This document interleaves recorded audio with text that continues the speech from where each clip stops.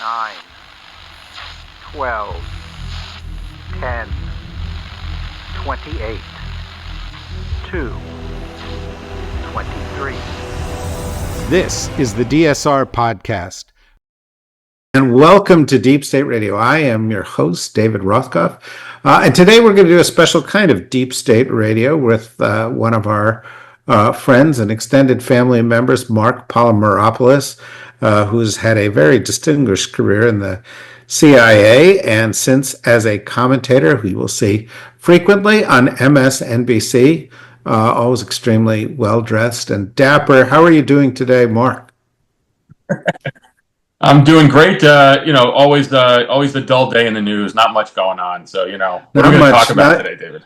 I don't know. I'll try to find something. We've also got our friend Riley Fessler here who's producing, but he's also interested in this subject. And so we've invited him to join the conversation. Riley is the co-host of the DSR Daily. How are you doing, Riley? I'm pretty good. Yeah, well, I just thought, because we talked about this so much this morning, it's good to have you in and on this. Tell you what, Marc, why don't we talk about this Signalgate story? I can't imagine you've got any strong views on the sharing of this information. There's been a lot happening on it today. There have been congressional hearings. The White House has maintained its strong line that this was not classified. Hegseth just got off an airplane as of the time we're recording this and said, these were not war plans, these were attack plans. And I was like, oh, okay. Well, that really makes a whole heck of a lot of difference. As you know, and as I know, not only is revealing operational plans before they take place the kind of thing that's typically highly classified, but contrary to what a lot of people are talking about in the media, so is everything else that took place on this conversation. You don't have deliberations among high-level officials, typically unclassified, particularly when those officials are saying things that could be damaging to the United States. And I'll give you an example. The vice president on this chat said that he thought we shouldn't attack because it would be better for the Europeans to suffer. And the Secretary of Defense chimed in with, yeah, I loathe European freeloading. Now, see, that's the kind of thing, it was a while since I've been in the government, but that's the kind of thing that you classify because it could cause a real problem if it became public, and so on. And so you come from the side of the world that focuses on this the most. Am I right about that? And what was your reaction? What is your reaction to this whole mess? David, I'm so glad you brought up that policy part of it because, I've spent the last 2 days painfully watching congressional hearings, which, sometimes I guess some people can think it is mildly interesting. We did watch for some of the fireworks today, but I rather would have spent my day doing other things. But everyone was focused on this idea of the tactical military information that was used. And we can talk about that in a second because it was 100% classified. But you bring up an amazing point because in my old world, frankly, what is more interesting from intelligence collection is the policy piece, exactly with what you talked about. And I will say as a CIA case officer, when I stole those secrets from other countries, I was far more interested in finding out what Aren't you supposed to say, as a CIA case officer, if I stole those from another country? If I stole those, yeah. But what's happening with the Russian presidential administration or the cabinet of Syrian President Bashar al-Assad is far more important in the kind of the strategic intelligence piece. And I will say that some of my biggest operational successes is when I collected that information, not when I collected tactical military-related information. And so it's absolutely classified because it's giving the inner workings of the United States government, what different factions are thinking. Obviously, we see J.D. Vance's pathological hatred for Europe, which is appalling just on the surface. But think about what an adversary would do with this. If the Russians got a hold of this, which conceivably they could have because of the unclassified nature of these encrypted chats, ultimately they could then design an active measures campaign to take advantage of this. The Russians would when I say kill, it's a little extreme. The Russians would very much want to see, or adversaries would want to see, these policy level decisions, because that, frankly, is much more in the business of what intelligence agencies collect. So that is classified. And I will say, David, just to close out this little loop, they called it the small group PC, the PC meaning the Principals Committee. You know this from being in government. I know it. That's the senior most small level or restricted access meeting in the U.S. government, usually chaired by the president or the national security advisor, held at the Situation Room. They did it on Signal. That is the keys to the kingdom. That's absolutely classified, and I'm glad you brought it up, because too many people are talking about the military aspect of it, but this policy discussion is extraordinarily sensitive. Yeah, well, it is. And, there's been this interesting thing that's been happening around this, because I've been following it very closely, and I've listened to Gabbard, and I've listened to Ratcliffe, and I've listened to the moron who's the White House press secretary, and I've listened to Hegseth, and I've listened to Rubio, who's spoken out about this. We're seeing some little cracks. Both Gabbard and Ratcliffe were a little bit like, well, I didn't put anything classified on this. Now, I must say, nobody in the whole course of this thing said, "Hey, stop, Pete, don't put that on there." Or nobody said, "Hey, let's look at the list of people who are receiving this and just double check," right? And, if you're the head of the intelligence community, the head of CIA, you would think you should do that. And I didn't put anything classified on there. Well, if they did, that would be a mistake. But by not saying it was classified when it was, they were also failing in doing one of their things. But so they're like pairing themselves off a little bit. And of course, Trump, said some idiotic thing about, well, maybe it was a bad signal. He doesn't even know what he's talking about. He doesn't know what a signal is. Rubio, who spoke about this in, I think he was in Jamaica. He was just in a press conference in Jamaica.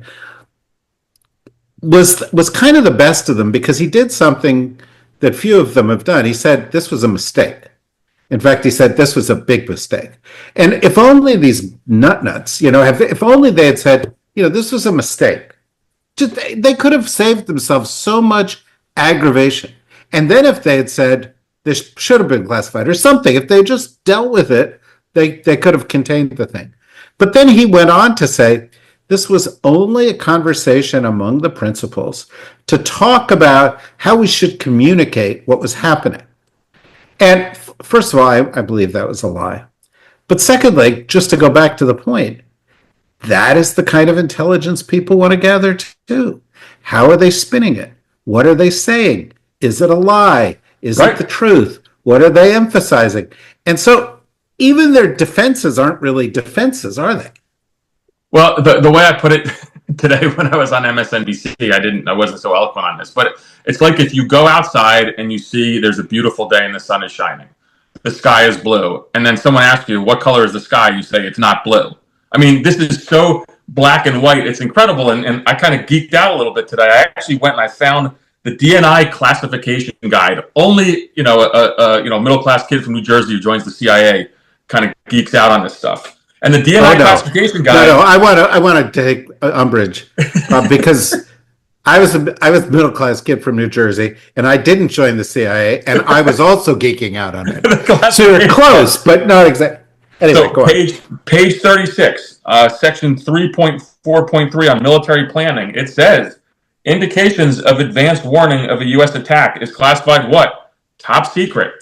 And when Tulsi Gabbard, amazingly so I don't give myself any credit on this because I said it about 10 minutes before Jim Himes, the ranking member on the Democratic side on the House Permanent Select Committee, raised this same issue. So clearly they had done their homework as well. But she didn't answer it because she can't answer it because it is clearly classified. And so they're trying to all kind of load this on the shoulders of Hegseth because DOD has a separate classification system. So, but according to the DOD classification system, it's secret. Information, it's secret. And right. It's the question is it top secret or is it secret? It's not. Is it classified? So I have to be careful on how I say this because I have lots of friends inside and outside of government. But I will say one of my friends inside government sent me a note recently, and he said, quote, "All the bosses are aggressively lying." And I raise that, David, because there's a point here that I think is worth noting, that the workforce is watching. There are, I can't say the number of employees in the intelligence community, let's say, tens of thousands. There are, how many members of the U.S. military? There are a heck of a lot of people watching this, and they're all watching their bosses completely lie. And I think that there's something troublesome about that. It's problematic. This has to do with credibility. It has to do with keeping people safe. And so, it's not only those of us in the national security space across the political spectrum. Talk to Republicans privately; they know this is all crap. They're terrified to say it in public, but in private, the Republicans will say, "Yeah, of course it was classified."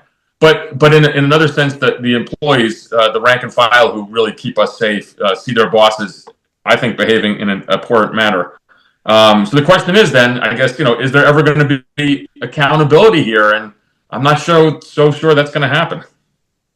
Yeah, I don't think it's going to happen either. I would say, by the way, that some Republicans are actually peeling off, including Senator Wicker, who has said there ought to be an investigation into all of this. I have one more question before I want to turn to Riley and see just to make it more diverse, to have a middle class kid from Ohio ask a question.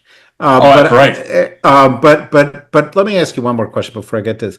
When you were out there, let me rephrase this. If you were out there working for the CIA, and if you were in from some foreign city, would you have used your personal phone to communicate this kind of thing? And how about Signal? Would you use a private app to make sure that what you were communicating with your high-level government colleagues stayed secure? So look, people use Signal in the U.S. government for things such as, hey, there's a meeting, can you come to next Thursday at 3? And often you won't even put the subject in there. So Signal is used for very routine administrative matters. You would never put anything operational or analytic or anything like that. For the simple fact is, you will not only be fired as a government professional, intelligence officer, you probably will be prosecuted for this. It is so beyond the pale, and those people who say that Signal is used for such things really don't know what they're talking about. And then, David, the irony on this, there's so much hypocrisy involved, but I'm a member of the retiree. I'm a pensioner of the CIA, and because of that, I am a member of their alumni association. Even though they haven't taken your pension. They took my clearance, and I can't go to the building. But I'm a member, and on March 12th, I mean, there's too much for me to even say here. On March 12th, I received an unclassified email from the CIA Office of Alumni Affairs, warning me about the use of what? What do you think? Let me guess. Signal? Could it have been Signal? Because of the vulnerabilities and the aggressive collection on Signal from foreign intelligence entities, and they're saying it to the retirees who don't have security clearances. And so to see the CIA director up there defending the use of this is something that is a bit gobsmacking, particularly when he's telling all of us who are retired and don't have clearances, please don't use that. Well, that he's obviously, as you pointed out earlier, alienating lots of people within the agency, right, who would instantly go to jail for doing this, or instantly be court-martialed for doing this if they're in the military. Riley, as you listen to this is clearly a case that is, in the gray area. It does, could go either way. I'm kidding, but do you have any questions for Marc as you're listening to him? Yeah, I mean, my first thought on this is we really only know about this because somebody was dumb enough to add a journalist to this group chat. So my first thought is, what else is being leaked that we don't even know about because there wasn't the luxury of having a journalist in the group chat to tell us? This isn't the administration's first brush with playing fast and loose with classified documents. We know the entire Mar-a-Lago scandal where there were just cases and cases of documents that they didn't want to give up. So, I guess with that, I mean, it's a troubling thought on its own, but is there anything the rank and file in these agencies can do to plug these leaks when it's coming from the very top? or is it just Well, if the bosses no. want to leak it, it'll Right. leak? Yeah, I mean, so it's and I would say it's not leak is probably the not particularly the right word. It's more of just misuse of classified information, mishandling of it in a rather gross fashion. Right, and so but here's the problem, Riley. So it's not that we can do that. It's not that the rank and file can do anything. We're just going to follow their practices. I mean, so if the director's doing it, well, screw it. I don't feel like going into a skiff because it's a pain in the butt. So I'll send my boss. I had an operational meeting on the streets of Prague, and I don't really feel like doing a return surveillance detection route to the embassy. I'm just going to send a signal message. Screw it. Why not? I mean, that is the way some people will think. So it's people follow the practices of their leadership, and if it's this poor, that's what that certainly is what is going to happen. And the other part of it too is how, and from a let's put it in the perspective from the Federal Bureau of Investigation, from the counterintelligence world. They actually do prosecute people for mishandling classified information. Many people get fired from the intelligence community and the DoD every year. Sometimes for making just routine mistakes, but it's of such egregious nature they will get fired. How are they going to prosecute someone right now for the misuse of classified when the leadership is doing this? And I think that again, it throws these norms right out the window, and to me that's a pretty big concern. Yeah, no question about it. Riley, do you have a follow-up, or can I ask a question? I've got a follow-up. So, Yeah. Mark, put yourself in the shoes of Chinese intelligence agency, Russian intelligence.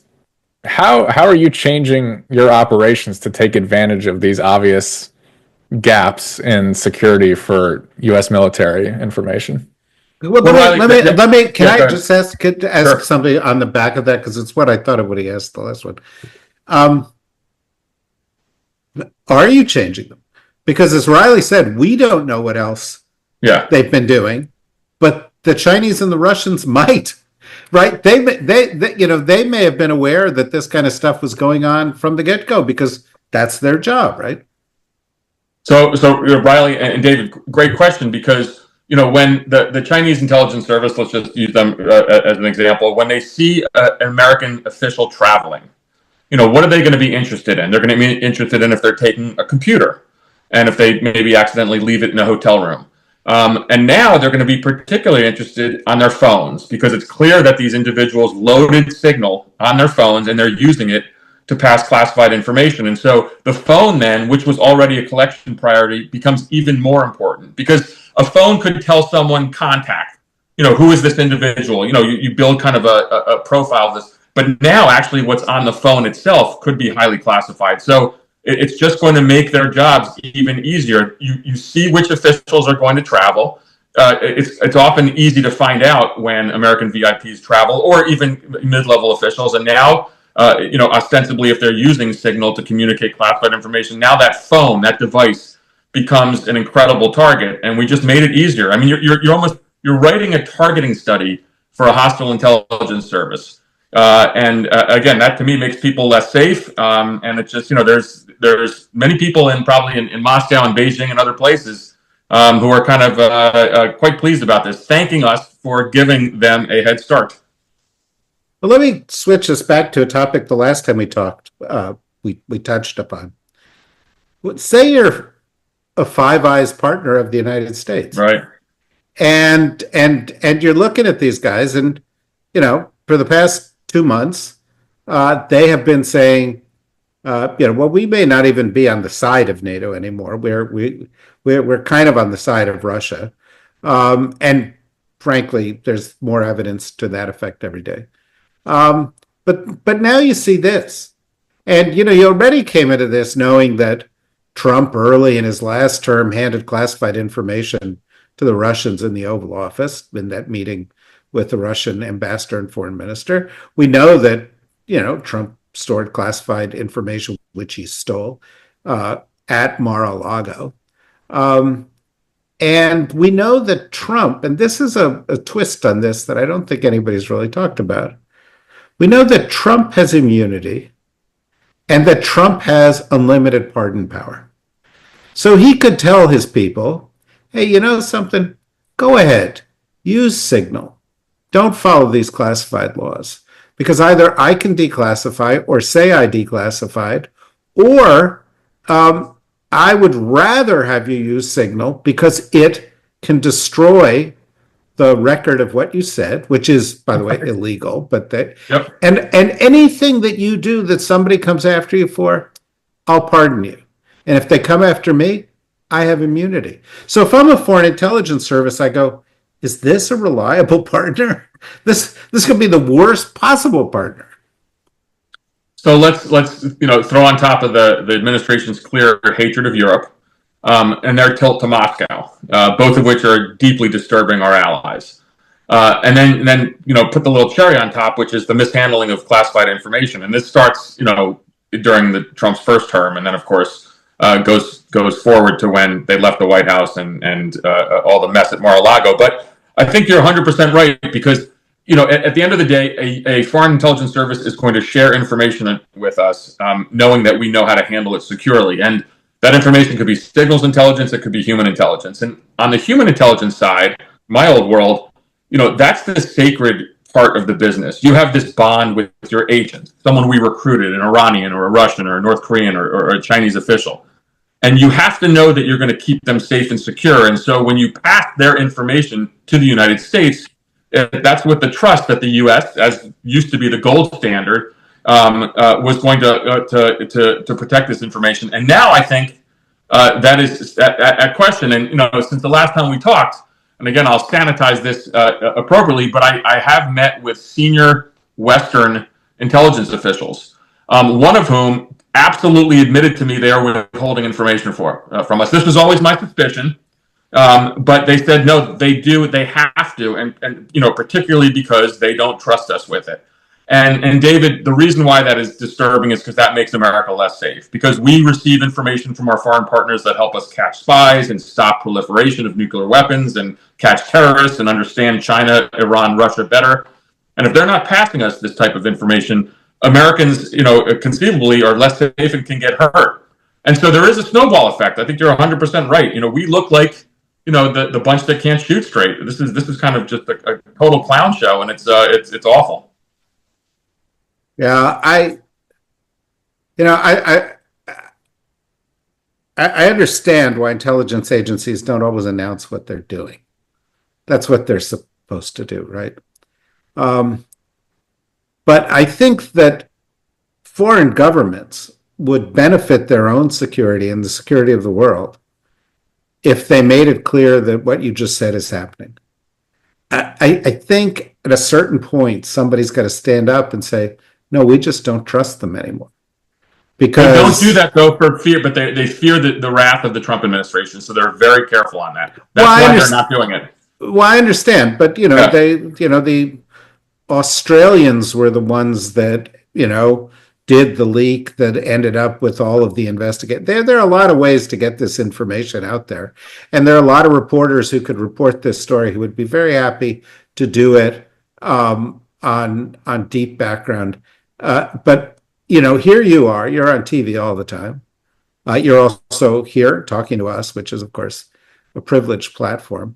And I still am not seeing the story saying the Trump administration has made it so the U.S. is not a trusted ally anymore, that we are not getting the intelligence, that our intelligence partnership has broken down. I mean, quite apart from the fact, of course, that there are people in the Trump administration leaking that they want to kick Canada out.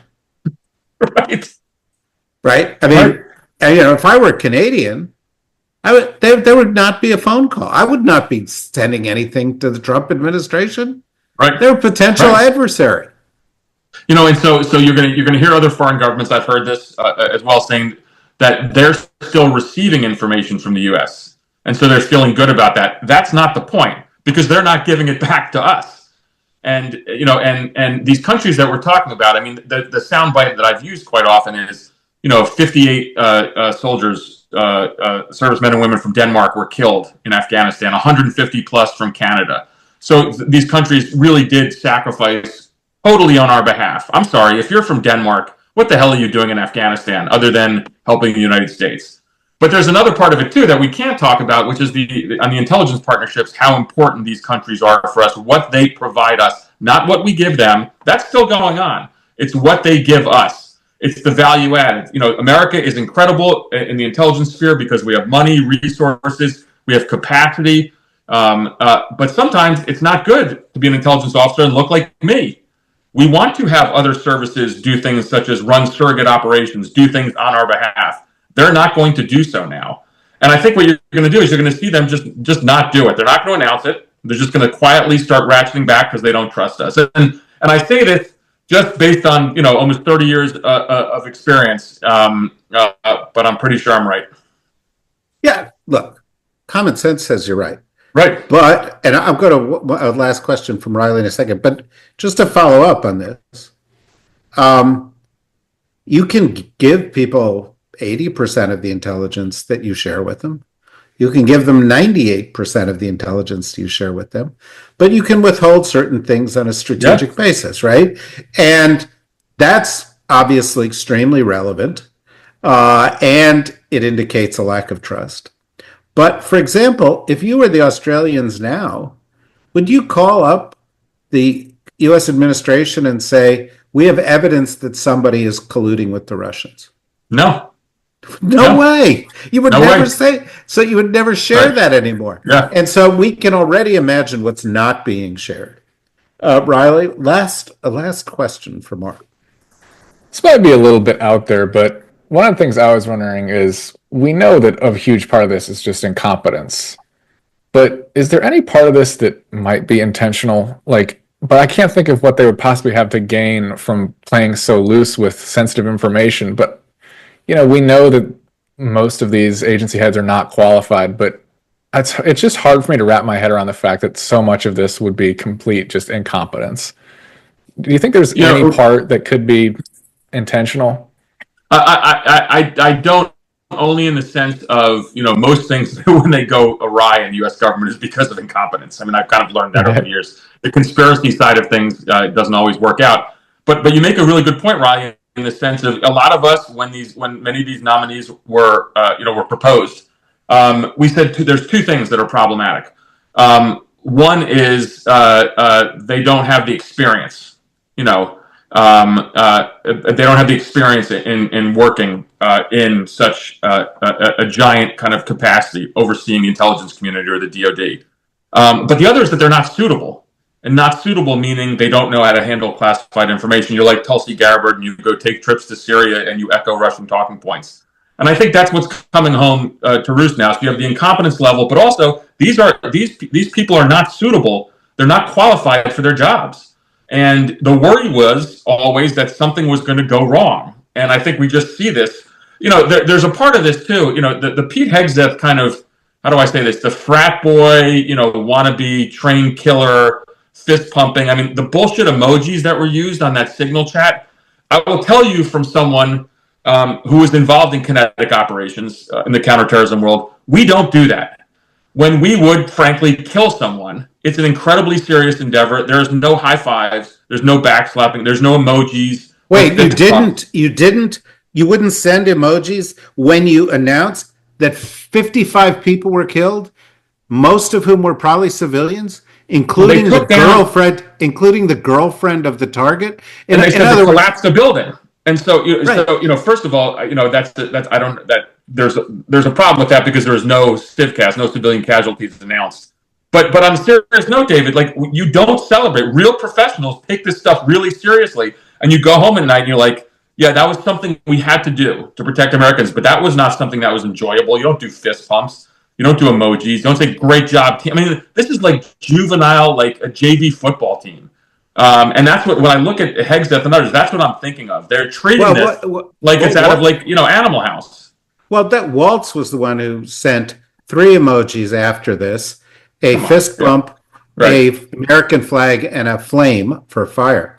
But, I think this is a good point to end on because it's probably the most controversial point that Riley has raised here. And that is, can this all be because of stupidity? And I believe the answer is no. A lot of it is because of stupidity. And some of it is because of character flaws and incompetence. But let me tell you a couple things that are not an accident. One, Trump knew that Hegseth and Gabbard and Ratcliffe were not qualified for these jobs. How did he know? Because it was in every paper in the country. And he knew that Gabbard was compromised in some ways, and he knew that Ratcliffe hadn't been confirmed before because of some problems that he had with lying about his resume. And he knew that Hegseth was not considered qualified and that, in fact, he barely squeaked through. And so you have to ask yourself, why did Trump pick them? And at the very least, he picked them because he valued loyalty over competence. Right. At the very least, which is, of course, a hugely grave misjudgment for a chief executive to make.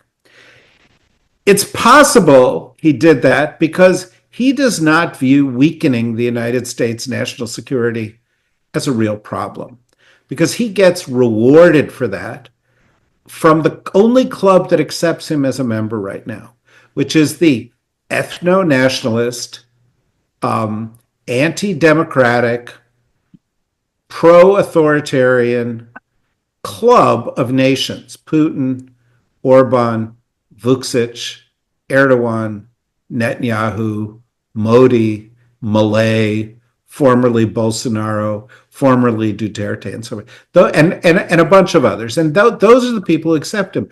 And if he weakens the United States and those people, he weakens NATO, that's seen as a plus. And clearly, weakening NATO is one of his goals. And frankly, not only did Vance indicated that this was the case on this chat. I just parenthetically want to point out another thing that was discussed on the chat, which I found incredible, was, well, we've got to get paid back for doing this. We have to get the Europeans to repay us for this. But the other thing, which is clearly intentional, is using Signal. In fact, in places like Project 2025, they encourage this. Why? Because it allows the information to be destroyed, which is illegal because the Federal Records Act, but they clearly are doing this intentionally, and we need to keep that in mind here. So parts of this may have been an accident, including Jeff Goldberg in this was clearly an accident, but that's the least of the things that concern me in all of it. So I want to get in reverse order, a last word or take or question, first from Riley, and then we'll give Mark the last word. I mean, you basically said my question better than I did, so I feel like I have to just end on your high note. Oh, well, Riley, you are the world's best employee. But and you can see I don't follow Trump's goal of just hiring people on the basis of loyalty. I'm kidding. Riley regularly on the Daily Show bitterly fights with me. Anyway, Mark, what's your last word? Well, my last word, I'm going to shift focus because tomorrow is a great day in America, and that is opening day of the 2025 baseball season, and my beloved Boston Red Sox are looking good this year. So I'm very excited about this. As I put out on social media, probably a lot of people will welcome this. Even some of my posts are going to shift from my outrage over what's happening to Major League Baseball. So let's go. 2025. This is the year of the Red Sox. They're back. Okay, go Dodgers. Go Yankees. Oh, come on. Go Reds. Go Reds. Yeah. The Reds are they've got a shot this year. What a player. Mark and I were talking about it before the show. We got Terry Francona. We got Tito. I'm feeling good. Yeah, but I always read those rankings in like Sports Illustrated and The Athletic of ranking teams, and the Reds are kind of up in the rankings a little bit. People think they have a shot. Fun team. They're all over the board. Some people have them at like 22. Some people have them winning the division. So we're gonna shock the world. I can feel it. The only thing I know for sure, Red Sox are not winning that division. For sure. David, I have one thing to add on the Red Sox, because everything revolves around the Red Sox and my most beloved place on the planet, the Vienna Inn. Of course. So I'm at the Vienna Inn the other day, and listeners will remember me talking about this incessantly over the several years I've been on here. And I realized that one of the old waitresses at the Vienna Inn, when she went off to LSU, actually dated Alex Bregman, the Red Sox new star third baseman. There you go. Wow. My whole world is complete now. Look, folks, if you've been following Marc Polymeropoulos closely, as you should have been, wherever you hear from him, he has made the case that the Vienna Inn, which is a truly crappy restaurant in Vienna, Virginia, but it's loaded with character. There's all sorts of like Mark's undergarments on the wall that he wore in like Afghanistan. Right. It is the center of the universe, and all stories can be connected to the Vienna Inn. Just as many years ago, there's a famous piece called Tales from the Vienna Woods. I'm just waiting for Mark to write Tales from the Vienna Inn. I like it. I'm going to write that down now. Yeah, okay. Well, that's good. Folks, I feel very fortunate that Mark is a friend and that we could go here and get his perspective in even greater depth than you could get it on MSNBC. And obviously, we'll have him back a lot. Here, I send to all of our regulars, like Rosa and Corey and Ed and so forth. They'll be back next week and in ensuing weeks. We send them our thanks as usual. And Riley, thank you for setting this all up on the last minute so that we could do a deep dive here. We'll be back tomorrow with our daily show and with also a regular show with Norm Ornstein on the politics of all this.